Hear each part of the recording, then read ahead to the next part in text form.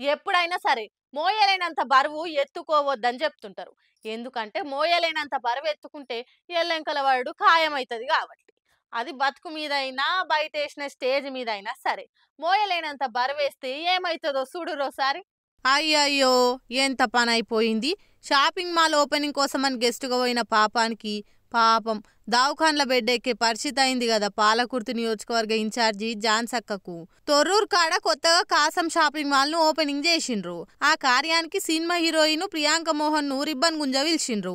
అట్లనే నియోజకవర్గ ఇన్ఛార్జి జాన్సక్క కూడా పోయింది. ఇక మాల్ ఓపెనింగ్ చేసే ముంగట స్టేజ్ మీద పెట్టిన కార్యంలా గెస్టులే కాకుండా ఎంబడొచ్చినోళ్ళు, సూడొచ్చినోళ్ళు, తొవ్వెంటి పోతున్నోళ్ళు కూడా నిలబడే వరకు స్టేజ్ బరువు అసకయ్యి అమాంతం కూలిపోయింది. పాపం స్టేజ్ మీద ఉన్న జాన్సక్క అట్లనే కూలబడ్డది.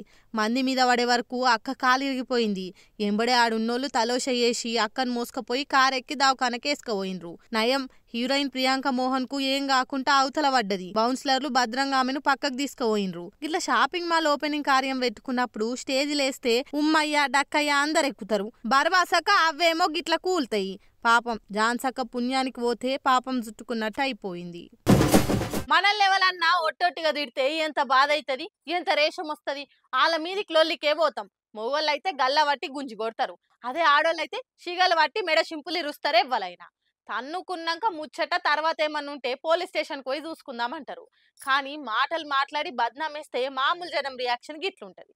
మరి సినిమాలను ఎవలేమన్నా ఏం చేయరని అసమర్థులు లెక్క భావించి వాళ్ళ మీద బండలేస్తే మంచిదేనా చెప్పుండ్రి. నాగార్జున సార్ మీద కొండా సురేఖక్క మాట్లాడిన మాటలిన్న అక్కినేని అభిమానులే కాదు, అన్నం తింటున్న మనిషి అనే ఎవ్వలైనా కూడా అగ్గై మండుతుర్రు. మామూలు జనాలకే ఆమె మాటలిని మనసుల కలుక్కుమంటుంది. ఇంత దిగజారి ఎట్లా మాట్లాడుతుర్రు మంత్రి పదవి ఉన్నోళ్ళు అని చీదరైతుండ్రు. మరి మామూలు జనాలకే గట్ల అనిపిస్తే ఆమె మాటలిన్న నాగార్జున సారు సమంత మేడం కు ఎట్లుండాలి? వాళ్ళకెంత గుండె వలిగినట్టయితది. సురేఖక్క మీద ఎవడో ఫోటోను మార్ఫింగ్ చేసి పెట్టిండనే అంత బాధ అయింది. 2 రోజులు అన్నం తినలేదని చెప్పింది. మరి నువ్వు అన్న మాటలకు నాగార్జున, సమంత, చైతన్యలకు ఎట్లుండాలి అని నెటిజన్లంతా కూత కుతుడుకుతుర్రు. ఖచ్చితంగా సురేఖక్క మీద న్యాయ పోరాటం చేయాలని అభిమానులు డిమాండ్ చేస్తుండ్రు. దీంతో నాగార్జున సార్ దగ్గరోళ్ళు కూడా ఊకుంటే ఉత్తోడు అనుకుంటారు. ఊకుకే మన మీదనే బండలేస్తారు. మనం తగ్గఫర్ జవాబిచ్చి అందరి నోళ్లు మూపించాలి, ఇంకోసారి మన జోలికి రాకుండా చెయ్యాలి అని సలహాలు ఇస్తుర్రట.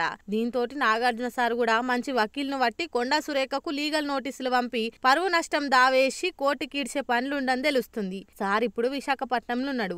ఆడికించి హైదరాబాద్ రాగానే ఆ పని చేస్తాడని అంటున్నారు అభిమానులు. నిజమే. ఈ నడుమ యూట్యూబ్ ఛానళ్ల కాడ నుంచి రాజకీయ లీడర్ల దాకా అందరు గుట్టుగా బతుకుతున్న సినిమాలను బజాట్లకు గుంజుతుర్రు. ఇక్కడేదో రాజకీయ లీడర్లు సుధపూసలైనట్టు ఇంకొకరు దిక్కు ఏలు చూపిస్తుండ్రు అని ఇవన్నీ చూస్తున్న నెటిజన్లు భాగభాగం అంటుర్రు. చూడాలిగా ఈ పంచాయతీ ఏడు దాకా పోతుందో.